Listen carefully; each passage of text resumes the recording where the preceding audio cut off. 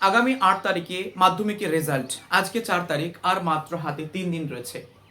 এক্ষেত্রে যারা যারা আল আমিন মিশনে একাদশ শ্রেণীতে সায়েন্স এবং আর্টসে যারা যারা ভর্তি হতে চায় তারা কিন্তু লাস্ট একটা সুযোগ পাচ্ছে। কারণ আল আমিন মিশনে ভর্তির যে প্রক্রিয়া সেটা পুরোপুরি সম্পন্ন হয়েছে এবং এখন আপাতত ক্লাস চলছে। তো সেই নিরিখে যদি বলা হয় এবারে একটা পরীক্ষা দিতে হবে এবং তার ফর্ম ফিল আপ কিন্তু চলছে।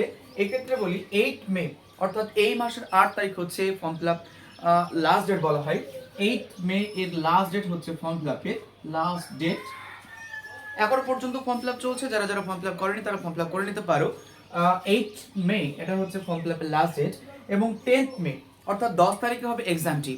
এই মাসের 10 তারিখে হবে এক্সামটি। আজ হচ্ছে 4 তারিখ, 4 তারিখ আর মাত্র হাতে 5 দিনের সময় রয়েছে।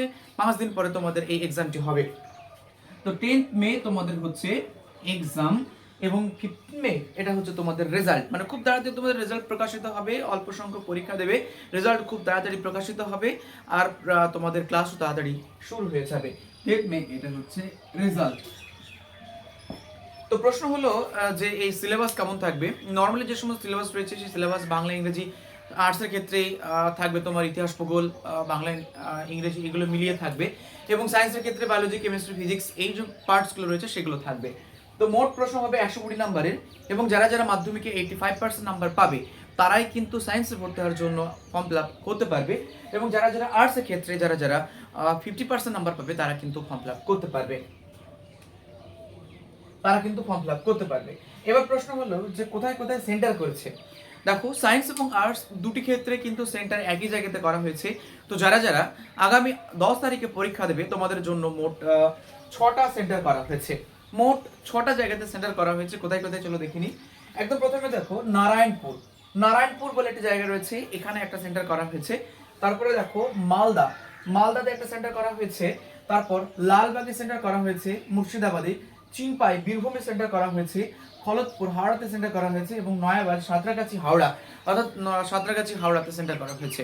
তাই যারা মুর্শিদাবাদ থেকে পরীক্ষা দেবে তারা লালবাগে পরীক্ষা দিতে পারো, যারা বীরভূম থেকে পরীক্ষা দেবে তারা চিনপাই গিয়ে পরীক্ষা দিতে পারো এবং যারা হাওড়া থেকে পরীক্ষা দেবে তারা নয়াবাজ বা খলতপুর সেখানে গিয়ে এক্সাম দেওয়া যেতে পারে। তো এই ছিল ইনফরমেশন। আবারও বলে রাখি 10 তারিখে হচ্ছে লাস্ট ডেট ফর্ম ফিল আপের এবং 10 মে হচ্ছে এক্সাম এবং 15 মে হচ্ছে তোমাদের রেজাল্ট প্রকাশিত হবে। তো সেই নিরিখে এবারে যারা ক্লাস 11-এ আল আমিন মিশনে ভর্তি হতে চাও সায়েন্স এবং আর্টস উভয় ক্ষেত্রে, সেক্ষেত্রে কিন্তু তোমরা তোমাদের প্রিপারেশন চালিয়ে যাও, পরীক্ষা দাও, তোমরা পাশ করো, আল আমিন মিশনে তোমরা ভর্তি হতে পারো। তো এই ছিল আজকের ইনফরমেশন। তথ্যটি কিন্তু সায়েন্সের, আর্টসের জন্য কোথায় ব্রাঞ্চ রয়েছে।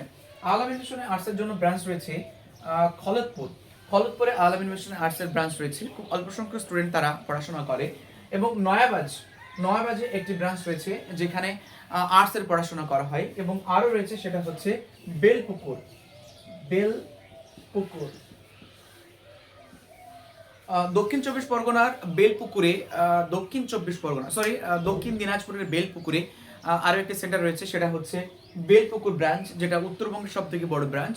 সেখানে কিন্তু আর্টস নিয়ে পড়াশোনা করা হয়। তো সেক্ষেত্রে কটা বললাম, এক হচ্ছে খলতপুর, 2 বেলপুকুর, 3 হচ্ছে নয়াবাজ, এখানে কিন্তু আর্টসের বিভাগ রয়েছে। আরও একটি জায়গায় রয়েছে, তবে এই ক্ষেত্রে নতুন বারে কোনো ব্রাঞ্চ অ্যাড হলো বা কোনো ব্রাঞ্চ যোগ হলো সেটা আমার তথ্য এখনো পাইনি। যদি আপনারা জেনে থাকেন তাহলে নিশ্চয়ই আপনারা প্রোভাইড করবেন। খলতপুরে, নয়াবাজে এবং বেলপুকুরে আর্টসের জন্য কিন্তু ব্রাঞ্চ রয়েছে, আরও এক জায়গায় রয়েছে এবং আরও যদি অ্যাড হয় বা এখান থেকে মাইনাস হয় আপনারা কমেন্ট করে আমাকে জানাবেন।